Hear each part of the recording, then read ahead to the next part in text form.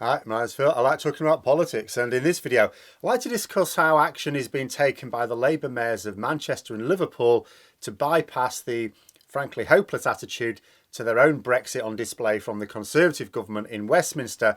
I'd also like to discuss how none of the major impacts of Brexit that we are experiencing was ever the result of a direct vote. And so any action to reverse most of the trade problems, at least, of Brexit should be an absolute imperative from all devolved powers in Britain, really. But first, if you'd like to be notified of daily news and politics, please subscribe to the channel and click the bell notification icon. So, for the national leadership, for Labour, you could say, whilst in opposition, policy announcements trying to generate public approval, all that can be really done. What are you going to do if you win power next time? The National Labour leadership, for example, has been talking recently of closer security deals with the EU in the wake of the Ukraine crisis, makes it much more difficult for the Conservatives to argue against it. So if they can win the next election, we should be seeing action on both trade and security to align us closer. But unfortunately, that's a long way off. But where Labour are in power right now, there are some helpful actions that are on display. So it's an interesting little event last week.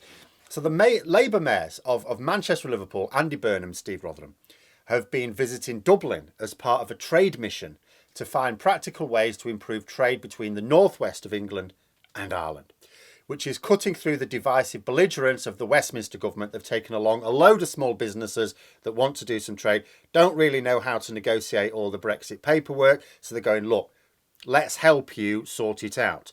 You know, a major talking point at the event seemed to be the possibility of a joint venture for offshore energy in the Irish Sea. In fact, renewable energy was the main specific topic discussed. So it was not only working on breaking down Brexit barriers, but also pushing towards net zero. You'll notice there that's two policies that the Tory government say they want to adopt, but action contradicts it in a pretty major way. And Burnham and Rotherham, I've been working on forging closer ties directly with Ireland for a few years now. And personally, I find this sort of thing very interesting. Quite often in politics, it's about, defending your position in government if the party of that you support is in government, or working out how to get into government from opposition. And that is incredibly important, because no matter how clever, committed and hard-working devolved powers are, they're still devolved powers. Progress is broader, deeper and faster from Downing Street. But it can also be like all-consuming, really, as if nothing else matters, as if nothing can be done from opposition in Westminster. It's like, well, what do you want us to do with the opposition? And there's a certain extent to which, yes, of course, that's true. But there is a great deal that can be done, as demonstrated by this initiative, because the government, despite the fact that they're no fans of devolution happened anyway before them.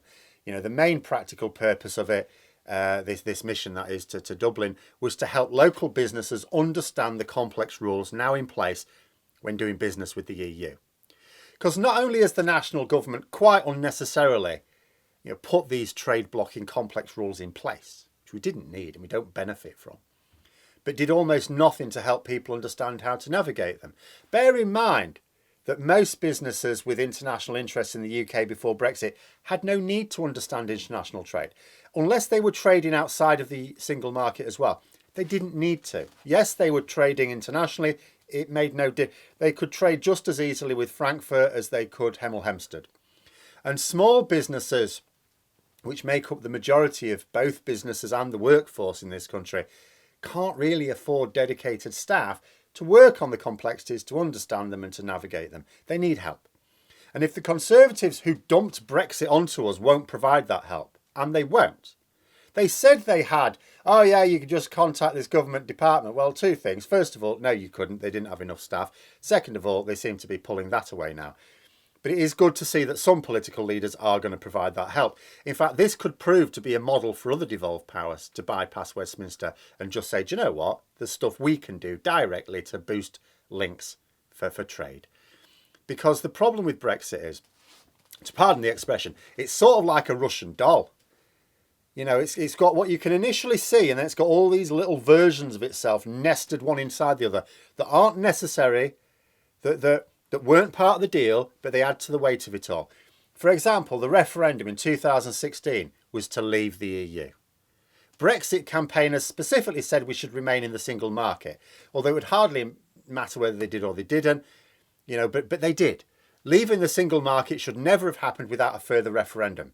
We never had a referendum on leaving the single market or the customs union, and given that these have created large constitutional changes in a way that simply leaving membership has not, Parliament should never have gone ahead with it under these circumstances.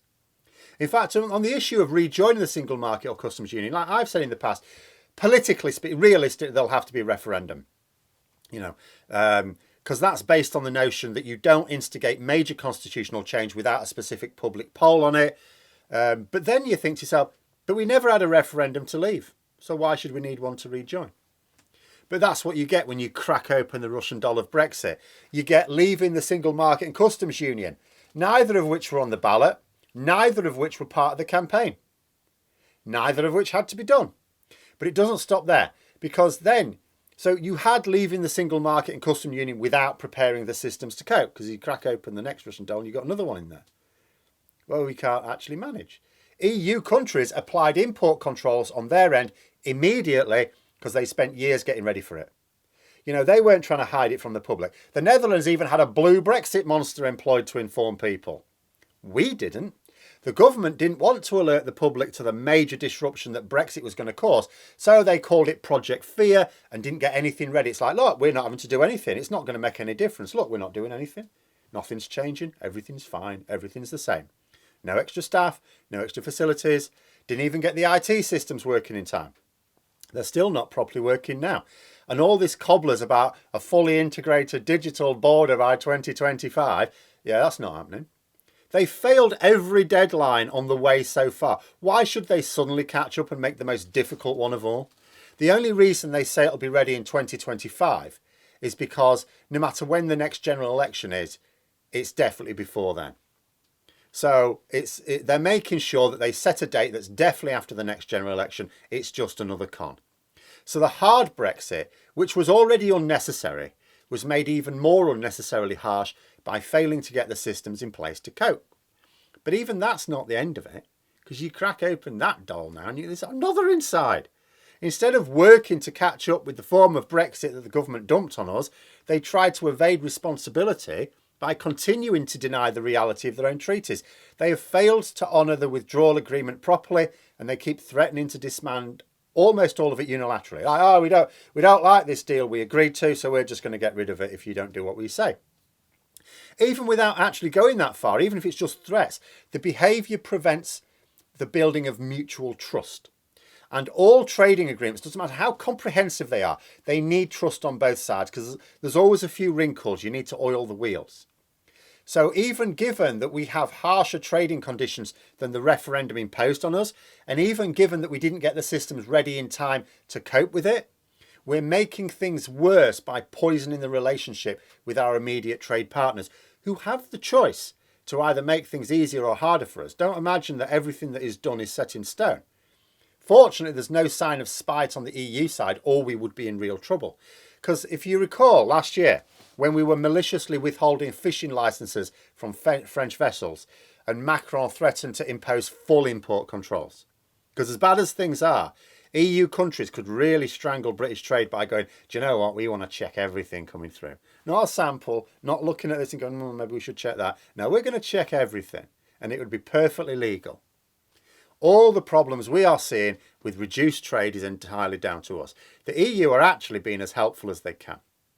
So when you consider these nesting Brexit dolls and how people voting in the referendum only saw and only voted for that outer one, and even then it was only a quarter of the actual population that did that, it becomes not just a practical imperative, but a democratic one as well, to smooth over as much of Brexit that had nothing to do with the referendum.